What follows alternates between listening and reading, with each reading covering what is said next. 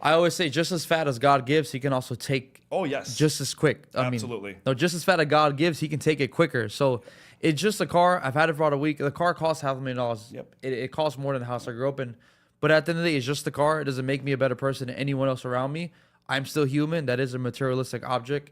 Cool. It's cool to look at, drive, whatever. But you still have to have gratitude and pray to God every single day. Be thankful. Yes. Because these things can be gone quicker than you were able to get them. 100%. And they're not truly what matters. What matters is being a good person, being kind to others, doing what you're supposed to do, not doing bad, not doing wrong, not scamming, Correct.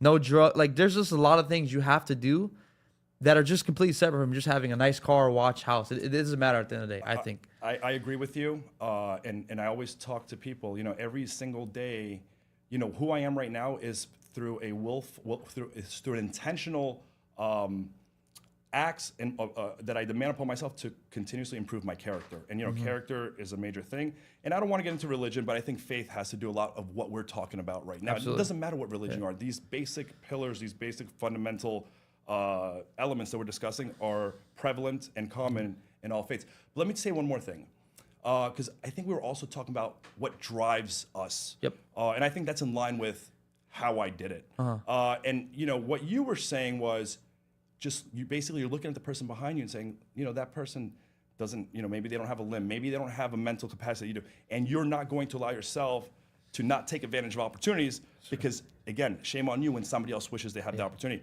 I feel the exact same way. And I think for me, it's, my drive primarily comes from my upbringing. I grew up on food stamps, Section 8 public housing, a son of first child of two immigrants. My father had a 5th grade education. My mom had a high school education, and it was really a struggle. And I know that even till today, that hunger that I have to keep going, even though I could literally just stop right now, but to keep going is because subconsciously, I just want to be so far away from that where I was when I was growing up in that financial situation. And, I've actually talked about this on video before. I think that the kid that didn't grow up with a silver spoon in his mouth actually has an advantage over the kid that does, that did grow up with money. Which, by the way, if you grew up with money, there's nothing wrong with that. If your parents worked hard, congratulations to them. I want my child to have, a better head start than I did. But I think we both know, and you speak to a lot of entrepreneurs, both just getting started, but even more, very successful. And correct me if I'm wrong, but a lot of people did have a humble upbringing, and I think, or a lot of those successful people did have a humble upbringing.